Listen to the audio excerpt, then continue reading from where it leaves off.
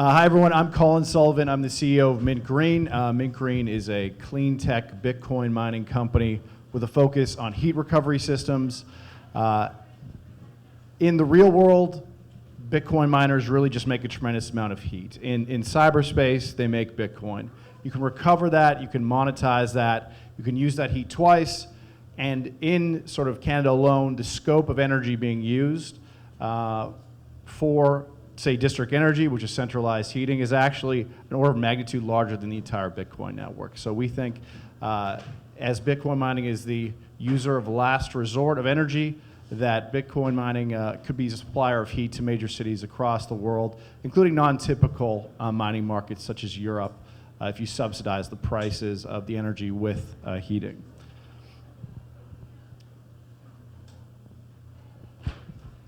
Sure, I'll introduce myself. Ken Draper, I'm with Iris Energy.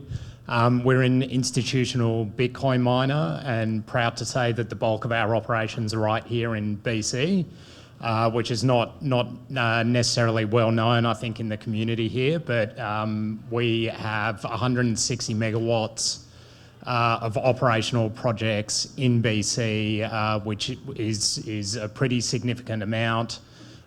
We would be one of BC Hydro's largest individual customers here.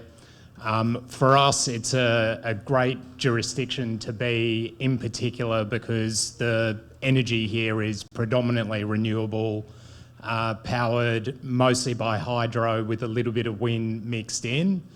And in terms of what we're doing, that is an incredibly important feature for us. There's no particular benefit, as most people would be aware, of producing Bitcoin using renewable energy today. But we do think it is incredibly important that we are good stewards in this industry.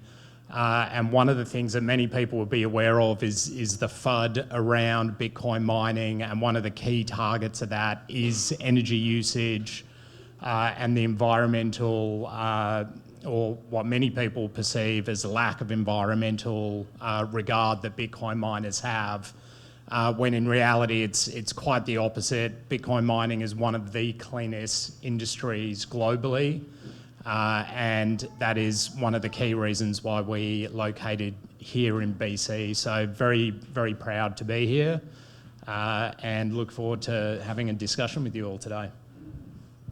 Yeah, that was a good point you brought up about, essentially the FUD around the environmental aspects of Bitcoin. And I thought it's only sort of the shallowest arguments that either using green energy or recovering heat, or there's people who are taking sort of waste gases from landfills, etc. But as Seb Bunny was mentioning, it's like the systemic efficiencies, the stopping the treadmill of inflation that comes around with Bitcoin, that really, after like sort of a deeper view, it's hard to argue that it is bad for the environment in any way. However, it's good to see that Iris and guys like us are sort of doing something a little bit better than maybe the rest. Yeah, that's right, and it is largely shallow arguments where people are attacking this industry. You often see the usage of the Bitcoin industry compared to small countries. I think that's a very misleading way to look at things. There are some other things that have come out by Bitcoiners showing that the energy usage of the Bitcoin industry is commensurate with Christmas lights, for example. And when you look at something like that, and realise many of the other uses of electricity in the world, I think it stands in pretty stark contrast when you've got something that is actually releasing a lot of people from financial repression and creating financial freedom. And Bitcoiners are big believers in the market, and as with all things, if there wasn't a market to support this, then Bitcoin wouldn't be able to use the amount of energy that it does. So there is value there. I don't need to speak to the people in this room about that. This is preaching to the choir. But I still think, despite the shallow arguments, it is important that we put our best foot forward as an industry So we think it's important what we're doing. It's also important to have other ancillary uses like what Mint Green's doing. And we do as an industry need to continue to improve in this regard and make sure that we can come up with suitable counter arguments and points, because it is something that is probably one of the most common attack vectors on Bitcoin. No, I definitely agree with that. How many here have tried mining or currently mine? That's pretty good. That's pretty good. Are there any, I mean, like we could continue to go on. I mean, are there any questions people have about mining or how mining functions in general with the protocol? Yeah, I wonder what's the competitive advantage of BC? Like, are you doing it here because you are from here? Or, like if I want to invest, should I invest like here in BC or somewhere else? Yeah, so as you may have noticed from the accent, I'm not from BC. So we're an Australian headquartered company. We're listed on NASDAQ, so listed in North America, and all of our operations are in North America. So the majority of our operations today are in British Columbia. We also have a project that we recently opened in Texas that ultimately will be built out to 600 megawatts. So a very large project. What attracted us to BC, firstly, renewable energy, as I mentioned. It's got a cold climate, which is important for us. We have our own proprietary data center design. It's 100% air-cooled, and that works better in cooler climates, so that is helpful here. It's a very stable political and regulatory regime. It's also a regulated power market, which interestingly actually turns some people away from this market. We like it because if you understand the regulatory environment, you'll understand that it will keep very stable power prices over time. So those are some of the features that attracted us here. Our project that I mentioned in Texas is quite different. It's a deregulated market. So rather than just getting a flat tariff, there's actually a wholesale power market. And at any point in time, you can choose whether you're mining Bitcoin or selling power that you purchase back into the grid. So it's almost at the opposite end of the spectrum from the regulated power market here. But again, if you understand power markets, we think that's very attractive as well. And we want to make sure that we're diversified across different power markets, different types of generation, different regulatory structures. So it's not, they're all very different, each market, but if you understand it, you can find different advantages in each. I would add, from a Mint Green perspective, like, yes, we're all from here, but the fact is, of the top 50 cities in the world for district energy, Vancouver's among the, I think Vancouver and BC was placed #1 by their industry for growth. So that's an excellent spot for us to call a home base as well. Irrespective of the power prices out of the wall getting sort of better over time, because it is a crown corp, so I'm protected from energy inflation going on elsewhere. Comparatively, it has got better, but that's sort of less important to our business model. Julian. Why do you think that hash rate continues to make a new all-time high like every 2 weeks, while mining profitability is heading every week to like all-time lows? Bullishness, for one. There's a big lag between peak price and getting infrastructure installed. That always occurs. It seems like perhaps with some of the supply chain issues with COVID, that might have been extended. Typically, I've seen this to be 9 months to a year. It might be longer.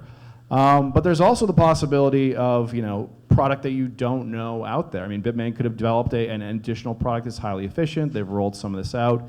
And often we're not sort of privy to the first batches of those. So, but it's very typical for the sort of recovery year, if you believe in the 4-year stock to flow cycle that maybe got shook up a little bit.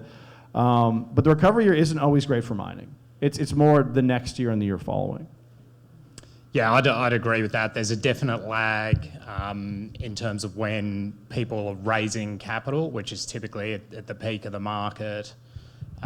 This is a very capital-intensive industry if you're mining at large scale. And when people are raising money to the time that they can deploy data center infrastructure and miners can typically be 12 to 24 months.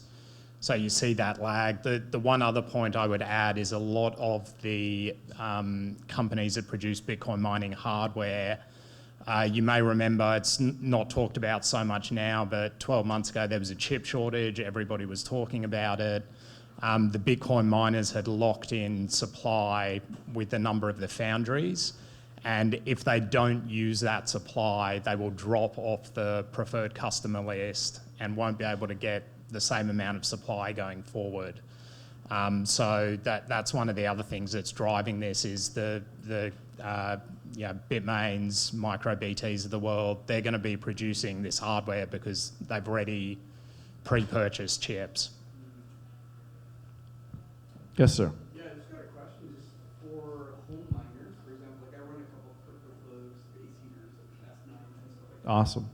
But for more efficient, like for central air, like does Mint Green have a solution for homes? Like if you want to actually install like an AC Infinities into your home, or that's still sort of off the shelf for all of us? Yeah, there is actually at least one person here involved in a company doing that kind of thing. We're more focusing on the sort of city scale district energy side. We may do also smaller boiler units, but not likely getting involved too much air to air. It's sort of the immersion areas where we kind of specialize.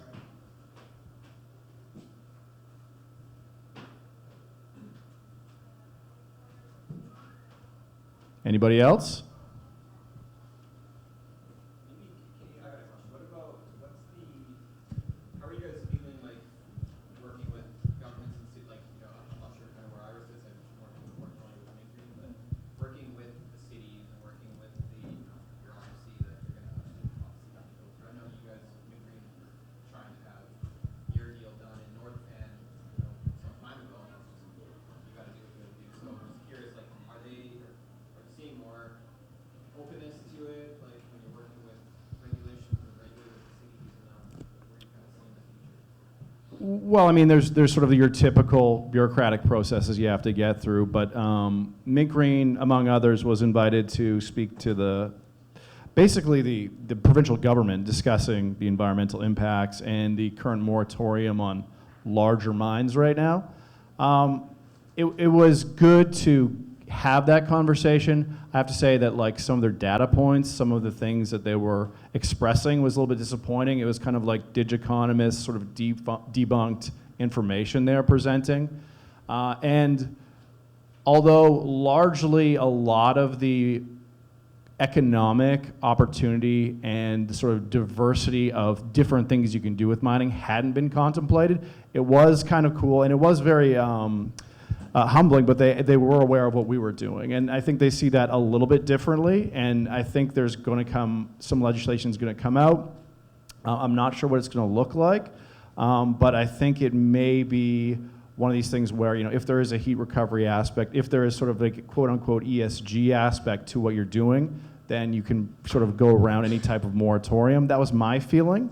But that kind of red tape is dangerous in my opinion, and I feel like you need to, who's making that value judgment on some of that stuff is a bit concerning, I would say. But they heard us out, we supplied some information to them. We hope to continue to stay in contact with them and educate them on Bitcoin and Bitcoin mining.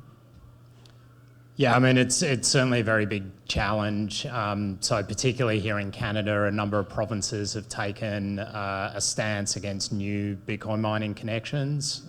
So BC Hydro has one, Manitoba Hydro. They also have one in Quebec as well. Which makes things very challenging. As I mentioned, we're not from here originally. This is a globally competitive industry. Bitcoin miners can locate anywhere in the world where you can get an internet connection. So, I think it is a shame that some of these policies have been enacted and short-sighted. There are a number of huge positives that Bitcoin miners can bring to the countries in which they operate. As I mentioned, it's a capital-intensive industry, so a huge amount of investment. That requires a lot of jobs. So at most of our sites during the construction phase, we have in excess of 100 people working there. We have over 70 people employed in British Columbia after only a couple of years of operations. Most of those are in regional communities that have suffered mill shutdowns or closures in the lumber industry and going through really hard economic times, and we've been able to come in, revitalise those economies. We obviously have somewhat future-proof jobs in terms of what we're doing around data centres and tech innovation. Iris in particular has a number of community grants programs that it runs, so we have up to $300,000 annually within BC alone that we make available to the communities in which we operate for community projects. We work closely with First Nations in all of our projects. We've made a number of very substantial grants to First Nations bands. So, you know, these are some of the benefits that you can bring on the economic and social side. There's also a number of benefits to the power grids as well. So within British Columbia, if there is excess energy, that actually means that ratepayers will be paying more on a per unit basis, because BC Hydro basically takes its overall annual costs and it divides it by the amount of energy that it sells, and that sets the rate. So if they've got energy that is otherwise being wasted and they can sell that to customers, it actually reduces every ratepayer's rate. And in somewhere like Texas, which isn't as big of an issue here because of the amount of hydro generation, but in somewhere like Texas, it has a huge amount of wind and solar. Bitcoin miners act as a large flexible load, which provides huge benefits in managing the grid. So, it's a real shame, I think, the stance that some of these governments have taken. We hope with education that we can turn some of that around, because we are doing a lot of good things in these economies. Yeah, no, I mean, I believe that Bitcoin mining will do to the electric grid what streaming services have done to broadband. It's the demand, the supply meets the demand. It's like supply side economics. And that ultimately just it increases the proliferation of green energy. It increases energy abundance. There's a lot of talk about like saving energy, like we need more energy. Energy is not finite. There's lots of ways to get it that are not carbon intensive. And in this particular country, I think there's one of 5 ways we could power the entire country really easily. We're so rich with natural resources. There's been no sort of leadership in energy policy, and it's to our own detriment, I think. But I think that our industry can be a leader in this, and hopefully can open some eyes in that regard. Do one more question.